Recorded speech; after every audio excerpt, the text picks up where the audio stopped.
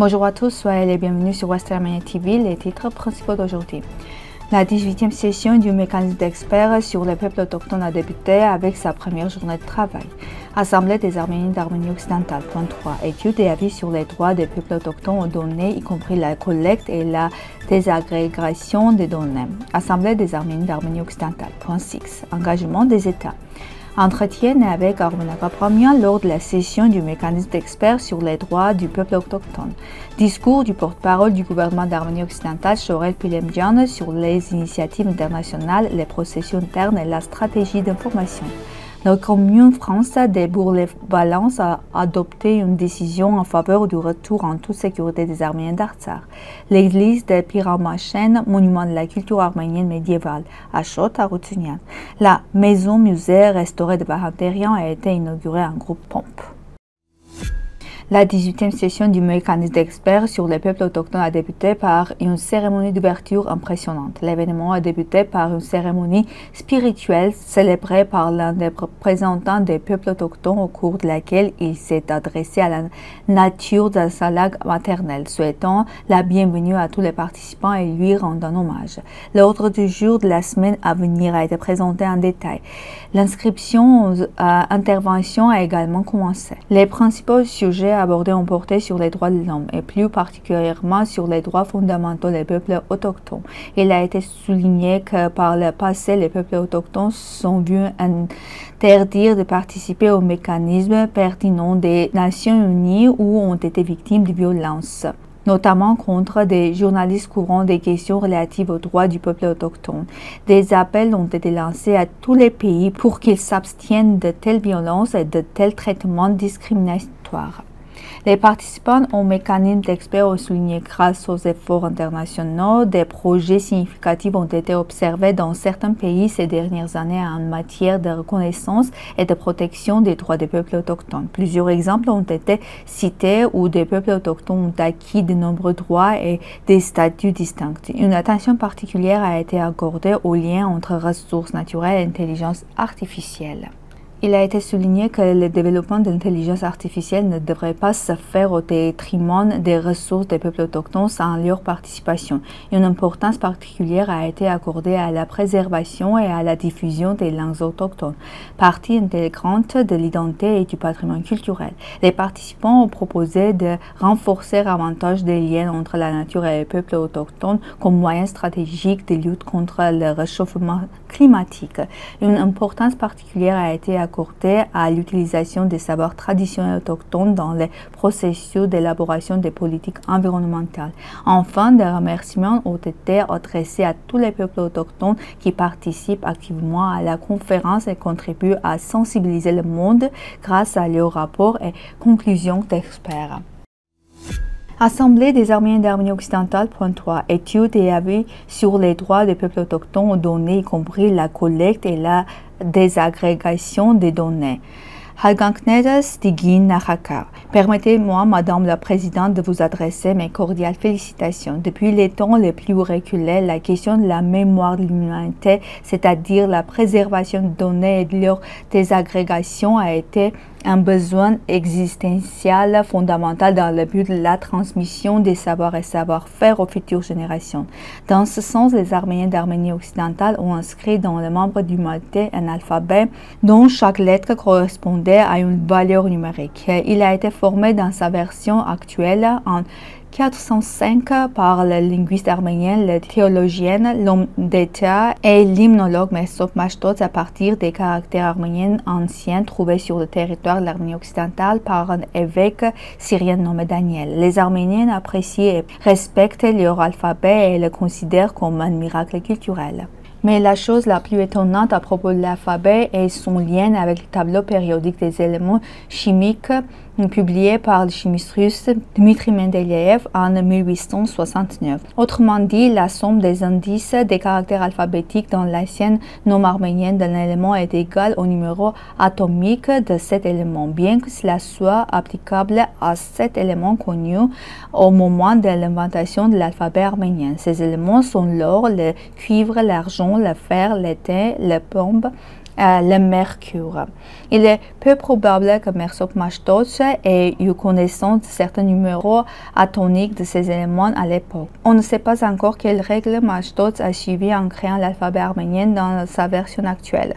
Que ce soit juste une coïncidence, une sorte de miracle, où Mastotz avait une certaine logique sur son esprit est inconnu à ce jour, mais le résultat est plutôt surprenant.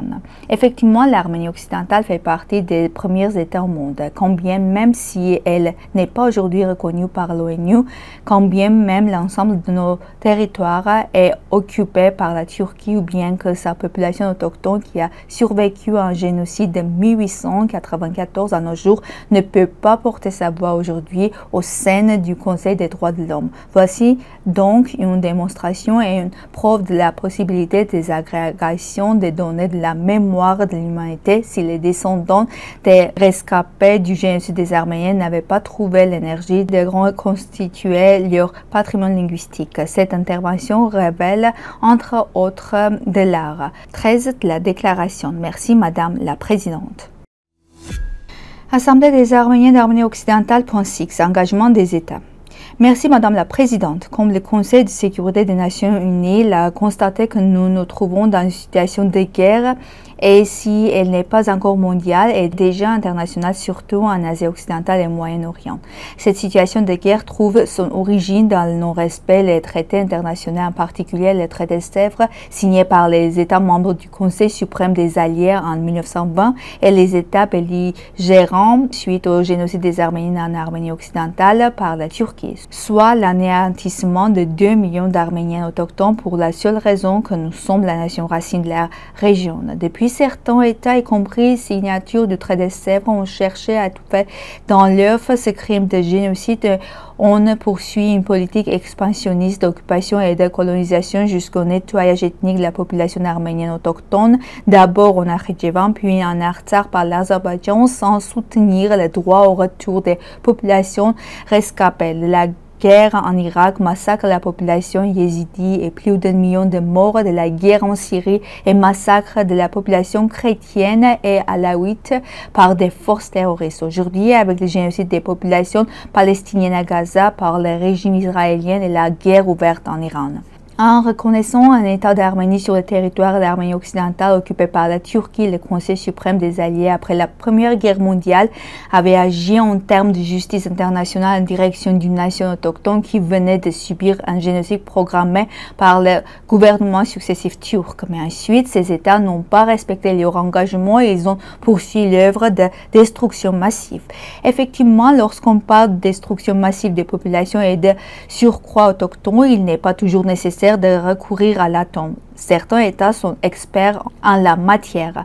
Ces mêmes États, constitués sur la base de crimes de génocide après la Première Guerre mondiale, sont là aujourd'hui membres de l'Organisation des Nations Unies et continuent à étouffer les populations victimes dans l'application de leurs droits à exprimer en tant qu'elles-mêmes en poursuivant l'appropriation illicite de leur territoire ancestral dans le non-respect évident de l'article 1 de la Charte des Nations Unies et des ordonnances de la Cour internationale de justice. Alors, admettons un instant que le crime parfait ait pu s'appliquer et que nous n'existons plus. Nous avons été dépouillés de tout, y compris de notre identité, et que des États criminels se sont agrandis, enrichis et dominant la région suit à notre extinction. Mais force est de constater aujourd'hui que cela ne leur a pas suffi et impunis, ils poursuivent et poursuivront leur politique de guerre, de génocide et d'anéantissement jusqu'à leur autodestruction. Cette intervention révèle entre autres de l'art. 7 de la déclaration. Merci, Madame la Présidente. Après la première partie de la session du mécanisme d'exprès sur les droits des peuples autochtones, la présidente du Conseil national d'Arménie occidentale, Armena Gabramian, a accordé une interview à la télévision d'État d'Arménie occidentale. Cette session durera une semaine et vise à approfondir la réflexion sur la protection des droits des peuples autochtones dans le contexte de la nature, de l'identité et d'un critère territorial. Nous nous sommes entretenus avec Armena Gabramian, présidente du Conseil national d'Arménie occidentale, qui a souligné plusieurs questions clé adressée à la communauté internationale. Au cours des discussions d'aujourd'hui, nous avons mis l'accent sur les valeurs fondamentales qui sous-tendent l'identité des peuples autochtones, la terre, les montagnes, les rivières et les sources. Ces événements ne sont pas seulement des territoires, ils sont le fondement de notre existence spirituelle et naturelle. Selon lui, depuis des millénaires, des peuples autochtones vivent sur leur terre ancestrale, en harmonie avec la terre et la nature, non pas comme une ressource économique, mais comme une source de vie. La patrie des peuples autochtones n'est pas une marchandise. Aucun État n'a le droit de la vendre ou d'en faire un marché. Les Arméniens doivent vivre sur leur territoire. L'Arménie occidentale, en tant qu'État reconnu et partie des peuples autochtones, a le droit de restaurer son intégrité territoriale. Il a fermement condamné les États qui mènent une politique brutale visant à déplacer des peuples autochtones et à perturber la région. Aucun État ni régime n'a le droit de déplacer les peuples autochtones de son territoire. Les pays qui envisagent de nous déplacer, de nous éliminer, de nous modifier nos frontières doivent savoir que cela est voué à l'échec. Armenak Abramian a également évoqué les destructions perpétrées au nom du profit économique. Nos montagnes ne sont pas des carrefours, nos territoires ne sont pas du Coca-Cola à vendre sous prétexte d'enrichissement économique. Ils ont cédé d'Artsakh pensant pouvoir boire de l'eau gazeuse et faire taire le peuple. Mais nos valeurs ne se vendent pas. Notre lutte ne se limite pas au territoire, mais à l'identité, à l'existence. Armenak Abramian a souligné que bien que certains États aient fait obstacle à la mise en œuvre du traité de Sèvres, ce document demeure le fondement juridique de la justice. Le traité de Sèvres a non seulement reconnu l'État arménien, mais a également délimité nos territoires. Mais des forces criminelles ont tenté de porter atteinte à ce droit. Notre État n'existe peut-être aujourd'hui que sur le papier, mais en réalité, nous avons toutes les raisons d'exiger le rétablissement de nos droits. À la fin de l'entretien, il a déclaré « Les décisions politiques imposées par les régimes artificiels actuels ne reflètent pas notre réalité. Nous n'acceptons pas le faux. Notre voix s'élève pour défendre nos terres, notre nation et notre lien sacré avec la nature. » Dans son discours, la porte-parole du gouvernement d'Arménie occidentale, Shoaib Elimjan, a présenté les principales actions menées durant la semaine. Elle a souligné la participation active de la délégation aux plateformes internationales de défense des droits des peuples autochtones. Des préparatifs sont en cours pour le forum annuel de l'ONU à Genève, où le président Armenak Abramian interviendra sur le statut juridique des Arméniens d'Arménie occidentale en tant que peuple autochtone, conformément à la déclaration de 2007. La stratégie de communication a également été évoquée avec pour priorité la diffusion des positions nationales via les médias, tant en Arménie que dans la diaspora.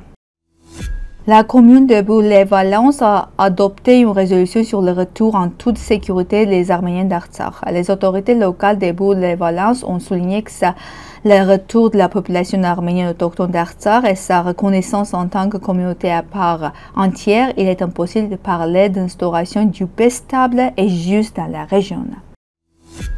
Près du village de Saouchen, en Artsakh, se trouve l'église médiévale de Pirumachin, fondée selon les traditions au XIIIe siècle et reconstruite en 1554. Endommagée sous l'ère soviétique, elle servait l'entrepôt et fut entourée d'une ferme. Ce type asiatique en nef unique, l'église présente une architecture typique l'Artsakh, Neuf-Rajkara, dont un datant de 1615 sont intégrés dans ces murs témoignant de la richesse artistique et spirituelle. Des croix de pierre près de l'autel indiquant l'existence d'un ancien cimetière. Malgré son importance, l'église reste non restaurée et peu étudiée. Une recherche approfondie est nécessaire pour la valoriser comme un symbole du patrimoine arménien de l'Artsakh. Le 12 juillet, la maison musée de Vahanterian a été inaugurée dans son village natal de Gandzal, à l'occasion du 140e anniversaire du poète. Entièrement restaurée dans le respect de l'architecture d'origine, elle a été modernisée et transformée en centre culturel interactif. Les visiteurs peuvent y découvrir une exposition enrichie, écouter des contes en dialecte javar et interagir avec l'image du poète via la technologie Arlupa. Les bienfaiteurs du projet ont reçu des remerciements pour leur contribution à la rénovation du musée. C'est tout pour aujourd'hui. Merci d'être avec nous. Au revoir.